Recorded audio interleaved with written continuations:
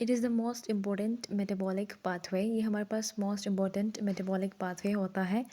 और इसको हम सिट्रिक एसिड साइकिल को टीसीए साइकिल या क्रब साइकिल भी कहते हैं। एंड 65 to 75% ऑफ एटीपी जो है इसमें सेंथेसाइज्ड होती है, यानी कि मोस्ट ऑफ एटीपी हमें एनर्जी जो है वो टीसीए साइकिल से मिलती है। इसके बाद जो है हमारे पास एसिटाइल कोएंजाइम की इसमें ऑक्सीडेशन होती है और ये कन्वर्ट होता है कार्बन डाइऑक्साइड एंड वाटर में। आउटसाइड ऑफ साइकिल क्या है, सिट्रेट, सिस आइकोनाइट्रेट एंड आइसोसिट्रेट जो है आउटसाइड ऑफ साइकिल में आते हैं। और इसके अलावा ये हमारे पास क्या है, सेंट्रल मेटाबॉलिक पाथवे है, यानी कि बहुत ही इंपॉर्टेंट है और ये बहुत सारे इंटरमीडिएट्स प्रोवाइड करता है सिंथेसिस ऑफ अमाइनो एसिड्स के लिए, ग्लूकोज के लिए एंड फैट्स के लिए। और इसमें बहुत सारे इंटरमीडिएट्स होते हैं जो कि दूसरे पाथवेज में शामिल होते हैं और कार्बोहाइड्रेट्स, फैट्स और अमाइनो एसिड्स की सिंथेसिस में हेल्प करते हैं। तो एज़ यू कैन सी कि हमारे पास पायरुवेट आता है सबसे पहले। पायरुवेट जो है ग्लाइकोलिसिस से पाथवे से आता है, जिसको हम प्रीवियसली डिस्कस कर चुके हैं। ये उसका एंड प्रोडक्ट होता है। पायरुवेट के जो है हमारे पास आता है तो ये कन्वर्ट होता है एसिटाइल कोएंजाइम ए में, और साइकिल जो है वो एसिटाइल कोएंजाइम ए से स्टार्ट होता है, ना कि पायरुवेट से। सो हमारे पास जो पायरुवेट है ये पायरुवेट डिहाइड्रोजनेज के ज़रिए कन्वर्ट होता है एसिटाइल कोएंजाइम ए में, और जब भी डिहाइड्रोजनेज एंजाइम यूज़ होता है तो उसके दौरान हमारे पास हाइड्रोजन रिमूव होता है। तो हाइड्रोजन जब भी रिमूव होता है या तो NADH की फॉर्मेशन होती है या फिर FADH की फॉर्मेशन होती है। तो इस दौरान हमारे पास NADH की फॉर्मेशन होती है और एसिटाइल कोएंजाइम ए बनता है, जो कि साइकिल में एंटर हो जाता है और यहाँ से हमारे पास क्रब साइकिल या TCA साइकिल स्टार्ट हो जाता है। ये पाथवे हमारे पास तमाम मेटाबॉलिक पाथवेज को आपस में कनेक्ट करता है, जैसे कि ग्लाइकोलिसिस को, और इसके अलावा फैट्स और अमीनो एसिड्स के पाथवे को। इसके अलावा इसकी हिस्ट्री की बात करते हैं। It was proposed by the Hans Adolf Krebs in 1937, और इसकी लोकेशन जो है वो माइटोकॉन्ड्रिया में है, चूँकि इसके एंजाइम्स जो यूज़ होते हैं इसमें वो माइटोकॉन्ड्रिया में सिचुएटेड होते हैं। दैट्स वाई ये हमारे पास माइटोकॉन्ड्रिया में होता है।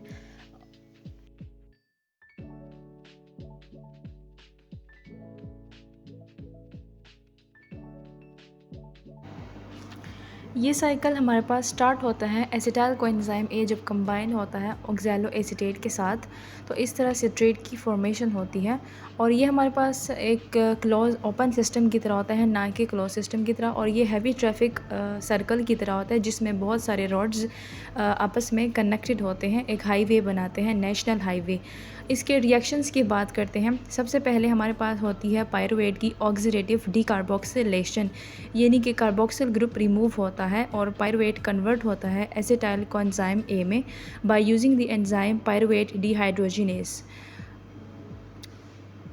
जब ये बन जाता है तो हमारे पास एक कनेक्टिंग लिंक बन जाता है TCA साइकिल के दरमियान और ग्लाइकोलिसिस के दरमियान।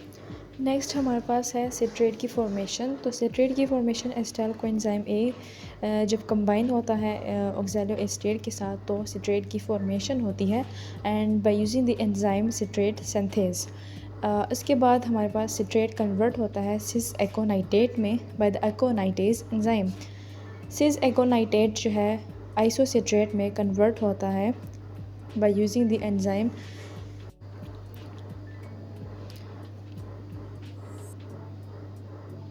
Isocitrate formation.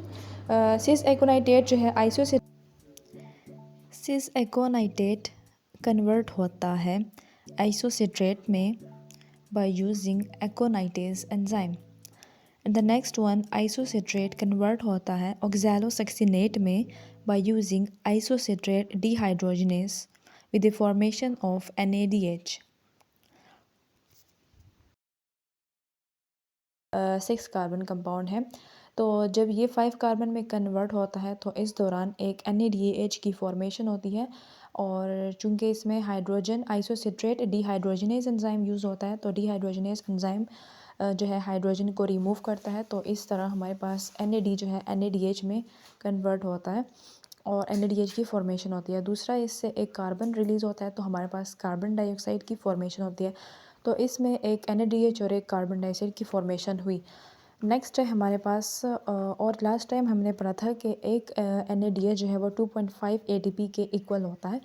तो बाद में हम देखेंगे कि इसमें टोटल ATPs कितने बनते हैं। तो नेक्स्ट अल्फ़ा कीटोग्लूटारेट कन्वर्ट होता है सक्सिनाइल कोएंजाइम ए में, और सक्सिनाइल जो है 4 कार्बन कंपाउंड है। तो इस दौरान फिर से NADH और कार्बन डाइऑक्साइड की फॉर्मेशन होती है, और इसमें अगेन डिहाइड्रोजनेज एंजाइम यूज़ होता है और एक हाइड्रोजन को रिमूव करता है और एक कार्बन डाइऑक्साइड को रिमूव करता है। तो 4 कार्बन कंपाउंड की फॉर्मेशन होती है और एक NADH और एक कार्बन डाइऑक्साइड दोबारा से बनते हैं। तो अभी तक हमारे पास बने 2 NADH और 2 कार्बन डाइऑक्साइड। ऑक्ज़ैलोसैक्सिनेट कन्वर्ट होता है अल्फ़ा कीटोग्लूटारेट में, और अल्फ़ा कीटोग्लूटारेट के साथ कार्बन डाइऑक्साइड की फॉर्मेशन होती है और एंजाइम यूज़ होता है आइसोसिट्रेट डिहाइड्रोजनेस। नेक्स्ट हमारे पास इसके साथ क्या हुआ, एक कार्बन डाइऑक्साइड की फॉर्मेशन हुई, रिलीज़ हो गया। तो अल्फ़ा कीटोग्लूटारेट कन्वर्ट होगा नेक्स्ट सक्सिनाइल कोएंजाइम ए में, और एंजाइम कौन सा यूज़ होगा, अल्फ़ा कीटोग्लूटारेट डिहाइड्रोजनेस। यानी कि अल्फ़ा कीटोग्लूटारेट जो है वो डिहाइड्रोजनेशन करेगा। तो इसके रिज़ल्ट में क्या होगा, NADH और कार्बन डाइऑक्साइड अगेन बनेंगे। ओके, नेक्स्ट हमारे पास क्या है, सक्सिनाइल कोएंजाइम ए कन्वर्ट होता है सक्सिनेट में, और एंजाइम कौन सा यूज़ होता है, सक्सिनेट थायोकाइनेस। सक्सिनेट थायोकाइनेस जब यूज़ होता है तो GTP की फॉर्मेशन होती है और एक कोएंजाइम ए की फॉर्मेशन होती है। नेक्स्ट हमारे पास है सक्सिनेट कन्वर्ट होता है फ्यूमरेट में, और इसमें सक्सिनेट डिहाइड्रोजनेस एंजाइम यूज़ होता है और इसके दौरान फॉर्मेशन होती है हमारे पास FADH2 की। नेक्स्ट हमारे पास FADH2 की फॉर्मेशन हो चुकी है। अब हमारे पास फ्यूमरेट कन्वर्ट होता है मेलेट में, और मेलेट हमारे पास कन्वर्ट होता है ऑक्ज़ैलो एसीटेट में, जो कि लास्ट इसका कंपाउंड है, और इस ये यूज़ करते हैं मेलेट डिहाइड्रोजनेस एंजाइम, और इसके साथ NADH की फॉर्मेशन होती है और इस तरह से दोबारा। इस साइकिल को समराइज़ करते हैं। सबसे पहले हमारे पास पायरुवेट जो है एंटर हुआ साइकिल में, लेकिन पायरुवेट की एंट्री से पहले ये एसिटाइल कोएंजाइम में कन्वर्ट होता है by the pyruvate dehydrogenase enzyme. तो एसिटाइल कोएंजाइम ए साइकिल में एंटर होता है और ऑक्ज़ैलो एसीटेट जो कि प्रीवियसली बना होता है उसके साथ ये कंबाइन होता है, और ये 4 कार्बन कंपाउंड होता है, और एसिटाइल कोएंजाइम ए 2 कार्बन होता है।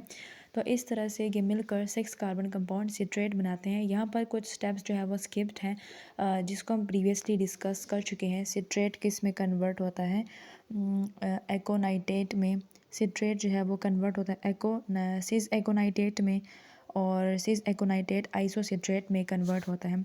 तो सिट्रेट की फॉर्मेशन के लिए सिट्रेट सिंथेज एंजाइम यूज़ होता है। तो 6 कार्बन कंपाउंड सिट्रेट फिर कन्वर्ट हो जाता है अल्फ़ा कीटोग्लूटारेट में, जो कि 5 कार्बन कंपाउंड है, और इसमें डिहाइड्रोजनेस एंजाइम यूज़ होता है आइसोसिट्रेट डिहाइड्रोजनेस एंजाइम।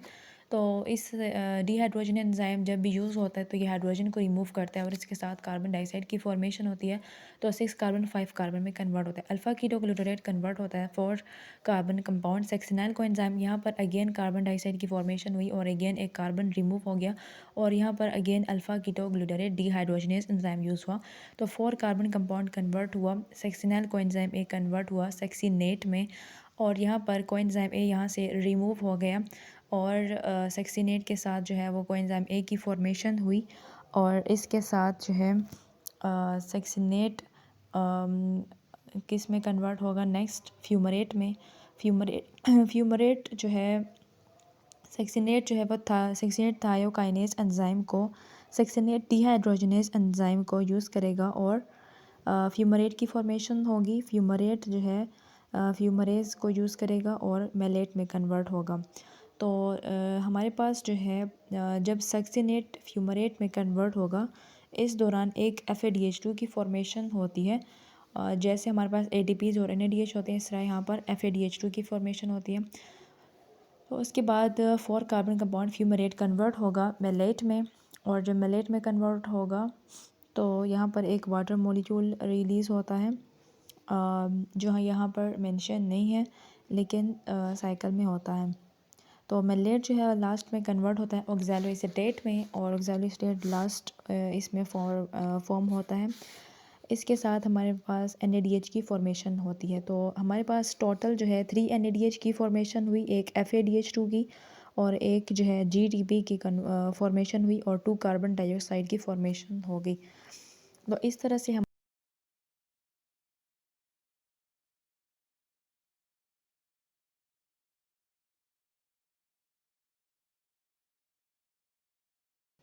तो हमारे पास जो है ग्लाइकोलिसिस और TCA साइकिल मिलकर ग्लूकोज मॉलिक्यूल को किस में कन्वर्ट कर देते हैं, कार्बन डाइऑक्साइड और वाटर में।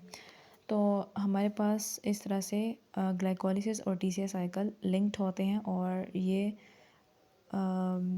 कंप्लीट ऑक्सीडेशन करते हैं ग्लूकोज की।